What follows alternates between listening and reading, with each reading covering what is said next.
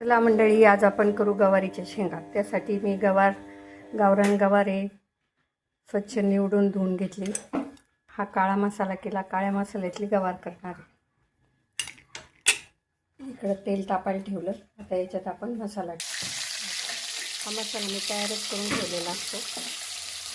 आता हा मसाला थोडा परतला मग याच्यात बाकीचे मसाले घाल. आता यातच मसाले काढून घेऊ. हळद अर्धा चम्मच, लाल तिखट असेल हे थोडंसं कमी घेते. अजून आपला घरी केलेला मसाला, ही धना पावडर. आता हा काढलेला सर्व मसाला याच्यामध्ये घालून घेऊ. मीठ पण याच्यातच घातलं मी. आता हे छान परतून, या मसाल्याला छान तेल सुटले. आता मसाला आपला छान परतून झाला. मीठ पण मी त्यातच टाकलेलं आहे. आता या घेतलेल्या शेंगा याच्यात टाकून आणि छान परतून घे. हे बघा, शेंगा छान परतून झाल्या.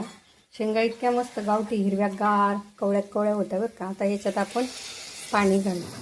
तर आपल्याला पाणी ना तुम्हाला किती घट्ट पातळ पाहिजे त्या अनुषंगानं घालायचं. आता मी हे आहे ना अंगापुरता रस्सा धरणार आहे, म्हणजे जास्त रस्सा नाही. हे बघा, आता शिजायला पाणी लागेल. या शिजून बरोबर मापात होतील, म्हणजे आपण भाकरीसोबत चपातीसोबत छान खाऊ शकतो. जास्त पातळही नाही, जास्त घट्टही नाही. भाजीचा कलर बघा, कलर आत्ता कट्टा यायला लागला आहे. भाजीला उकळी फुटली. काळ्या मसाल्याची शेंगाची भाजी रेडी. अशा प्रकारे आपली काळ्या मसाल्याची गवारीची शेंग तयार झाली आहे. सुगंधही खूप छान येतो. नक्की ट्राय करा, करून बघा. आणि व्हिडिओ आवडल्यास सबस्क्राईब करा, लाईक करा.